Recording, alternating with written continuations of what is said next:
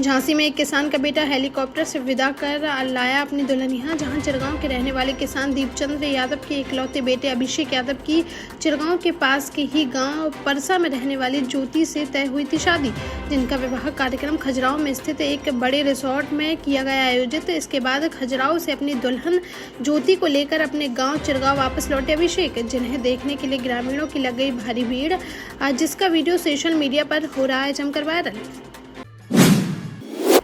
जालौन में एक भतीजे ने अपनी चाची की कर दी हत्या, जिसे पुलिस द्वारा कर लिया गया गिरफ्तार। सीओ माधवगढ़ राम सिंह ने बताया कि 18 अप्रैल को रेंडर थाना क्षेत्र के जुगराजपुरा गांव में संगीता देवी की संदिग्ध परिस्थितियों में हो गई थी मौत।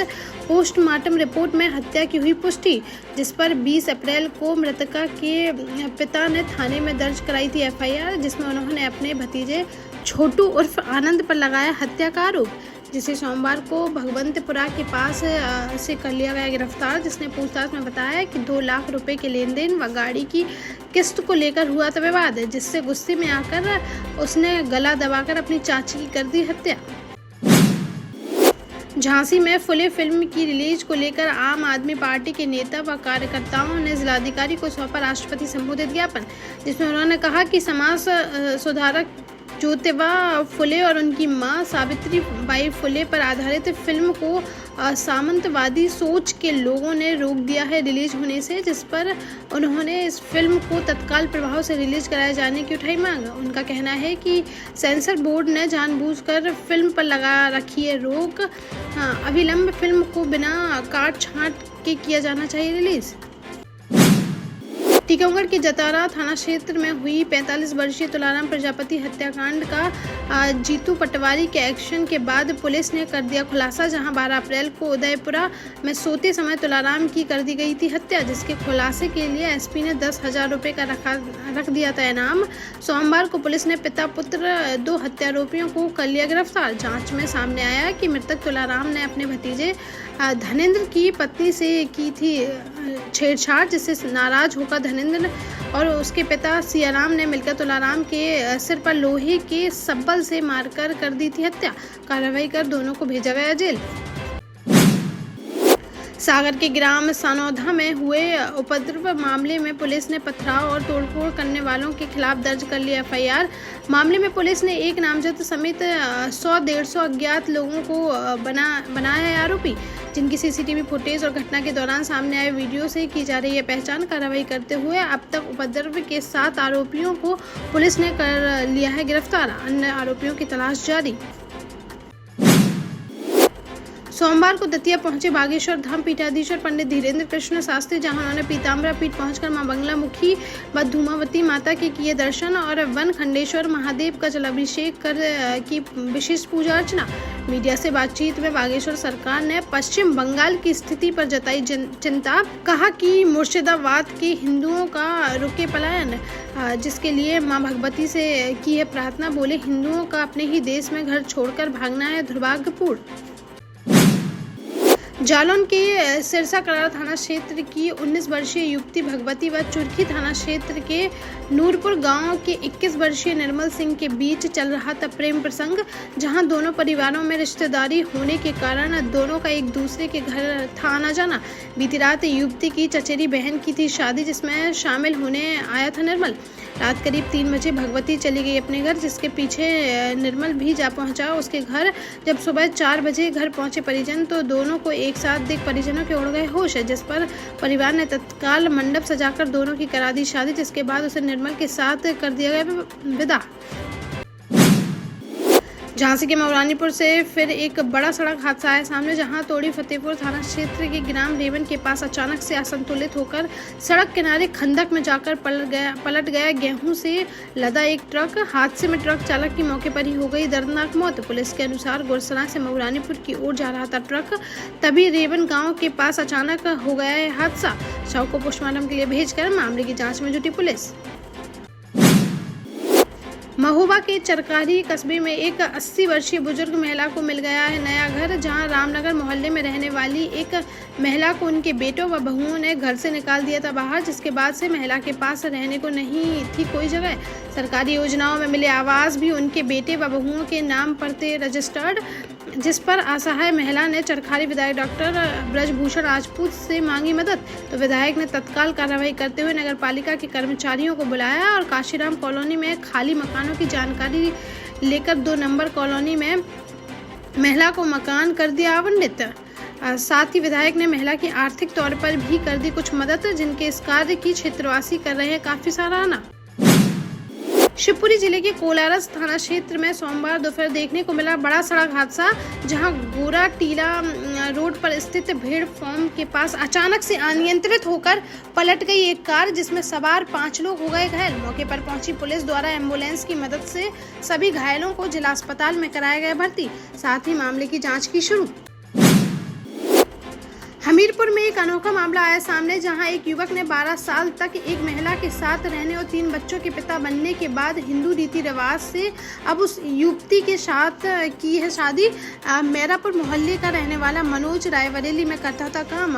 यहां उसकी विमला नाम की लड़की से हुई मुलाकात, जिसके बाद उसे हमीरपुर ले आया मनोज और कर लिया था प्रेम विवाह।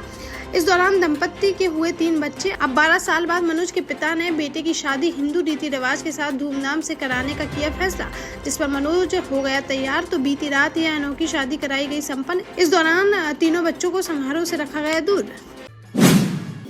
टीकमगढ़ में सड़क हादसे में एक सब इंस्पेक्टर और होमगार्ड की मौत के मामले में पुलिस ने ग्वालियर के से आरोपी ट्रक चालक जयदीप सिंह दिल और ट्रक मालिक मनप्रीत सिंह को कर लिया गिरफ्तार, जिनके पास से दुर्घटना में शामिल ट्रक को भी किया गया है जब्त।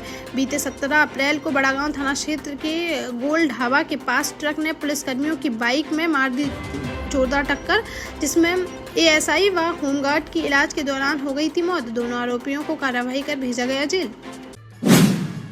महुआ के कुलपहाड़ कोतवाली क्षेत्र अंतर्गत बगौल तिराहा के पास बीती रात देखने को मिला बड़ा हादसा, जहां अनियंत्रित होकर नाले की पुलिया से टकरा गया एक क्रूजर वाहन।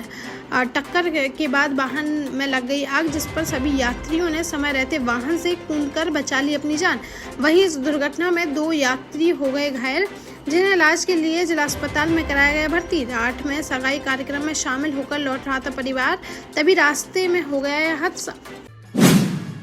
झांसी के मऊरानीपुर में पेयजल संकट गहराने पर ग्रामीणों का फूटा पड़ा गुस्सा, जिस पर ग्राम बड़ागांव की दर्जनों महिला व पुरुषों द्वारा झांसी खजुराहो नेशनल हाईवे पर उतरकर पानी की समस्या को लेकर किया गया उग्र प्रदर्शन। जमकर नारेबाजी करते हुए पानी की किल्लत दूर कराए जाने की जोरों से उठाई मांग, जिससे वहां वाहनों का लग गया लंबा जाम। मौके पर पहुंची पुलिस व प्रशासनिक अधिकारियों ने ग्रामीणों को पानी की समस्या से निराकरण का दिया आश्वासन, तब जाकर खुल सका जाम।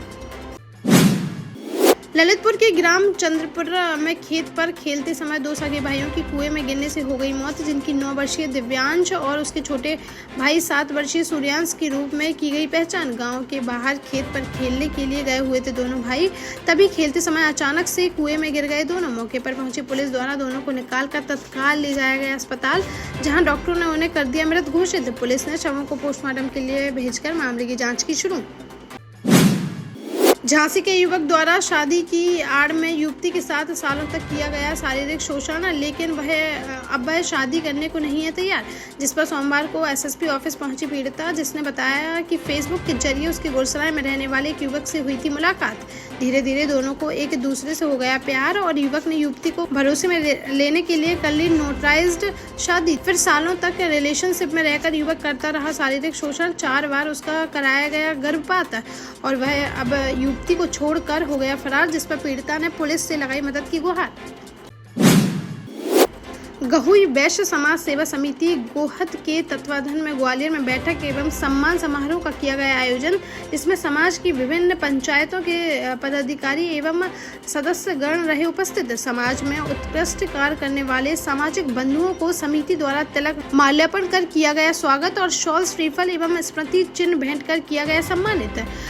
इन सम्मान पाने वालों में झांसी के वरिष्ठ समाजसेवी व संघर्ष सेवा समिति के संस्थापक डॉक्टर संदीप सरावगी भी रहे शामिल, जिनके कार्यों की समिति के पदाधिकारियों द्वारा की गई सराहना।